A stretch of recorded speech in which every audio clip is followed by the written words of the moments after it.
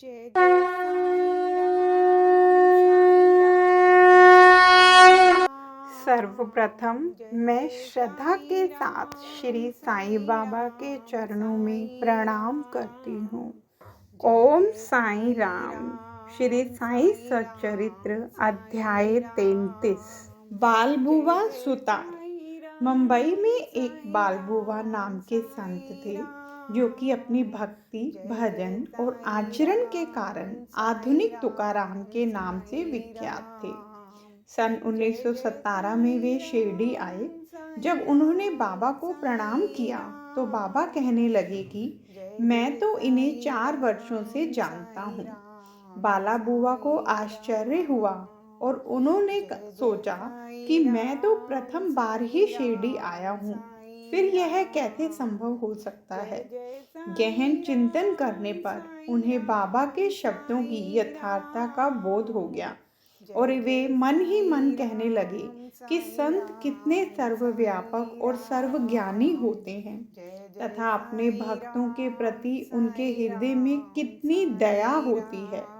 मैंने तो केवल उनके चित्र को ही नमस्कार किया था, तो भी यह घटना उनको ज्ञात हो गई।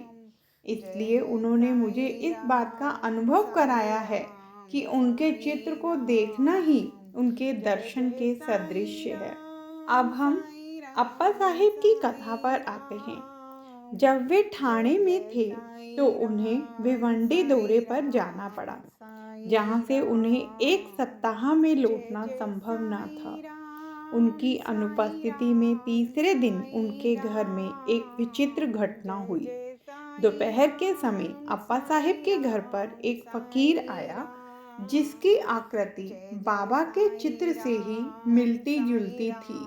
श्रीमती कुलकर्णी और उनके बच्चों ने उनसे पूछा कि आप शिरडी के श्री साईं बाबा तो नहीं हैं। इस पर उत्तर मिला कि वे तो साईं बाबा के आज्ञाकारी सेवक हैं और उनकी आज्ञा से ही आप लोगों की कुशल क्षेम पूछने यहाँ आए हैं। फकीर ने दक्षिणा मांगी तो श्रीमती कुलकर्णी ने उन्हें 1 रुपया भेंट किया। तब फकीर ने उन्हें उदी की एक पुड़िया देते हुए कहा कि इसे अपने पूजन में चित्र के साथ रखो। इतना कहकर वह वहां से चला गया। अब बाबा की अद्भुत लीला सुनिए। भिवंडी में अप्पा साहिब का घोड़ा बीमार हो गया, जिससे वे दौरे पर आगे न जा सके।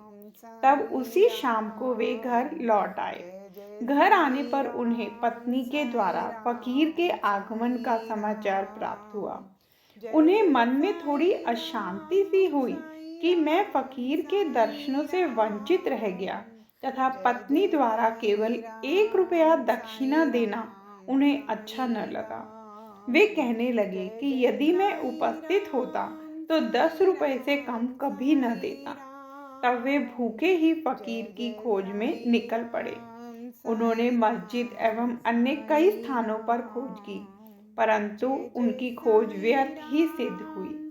पाठक अध्याय 32 में कहे गए बाबा के वचनों का स्मरण करें कि भूखे पेट ईश्वर की खोज नहीं करनी चाहिए। अप्पा साहिब को शिक्षा मिल गई। भोजन के उपरांत वे जब अपने मित्र श्री चित्रे के साथ घूमने को निकले, तब थोड़ी ही दूर जाने पर उन्हें सामने से एक फकीर द्रुत गति से आता हुआ दिखलाई पड़ा। अप्पा साहिब ने सोचा कि यह तो वही फकीर प्रतीत होता है जो मेरे घर पर आया था तथा उसकी छवि भी बाबा के चित्र के अनुरूप ही है। फकीर ने तुरंत ही हाथ बढ़ाकर दक्षिणा मांगी। अप्पा साहिब ने उन्हें 1 रुपया दे दिया। तब वह और मांगने लगा। अब अप्पा साहिब ने 2 रुपए दिए, तब भी उसे संतोष न हुआ। उन्होंने अपने मित्र चित्रे से 3 रुपए उधार लेकर दिए, फिर भी वह मांगता ही रहा। तब अप्पा साहिब ने उसे घर चलने को कहा। सब लोग घर आए और अप्पा साहिब ने उन्हें 3 रुपए और दिए, अर्थात कुल 9 रुपए। फिर भी वह असंतुष्ट प्रतीत होता था और मांगे ही जा रहा था। तब अप्पा साहिब ने कहा कि मेरे पास तो 10 रुपए का नोट है। तब फकीर ने नोट ले लिया, और 9 रुपए लौटाकर चला गया। अप्पा साहिब ने 10 रुपए देने को कहा था, इसलिए उनसे 10 रुपए ले लिए और बाबा द्वारा स्पर्शित 9 रुपए उन्हें वापस मिल गए। अंक 9 रुपए अर्थपूर्ण हैं तथा नव विद्या भक्ति की ओर इंगित करते हैं। यहाँ ध्यान दें कि लक्ष्मीबाई को भी उन्होंने अंत समय में 9 रुपए ही दिए थे। उदी की पुड़िया खोलने पर अप्पा साहिब ने देखा कि उसमें फूल के पत्ते और अक्षत हैं। जब वे कालांतर में शिरडी गए तो उन्हें बाबा ने अपना एक केश भी दिया। उन्होंने उदी और केश को एक ताबीज में रखा और उसे वे सदैव हाथ पर बांधते थे। अब अप्पा साहिब को उदी की शक्ति विदित हो चुकी थी। वे कुशाग्र बुद्धि के थे। प्रथम उन्हें 40 रुपए मासिक मिलते थे, परंतु बाबा की उदी और चित्र प्राप्त होने के पश्चात उनका वेतन कई गुना हो गया और उन्हें मान और यश भी मिला।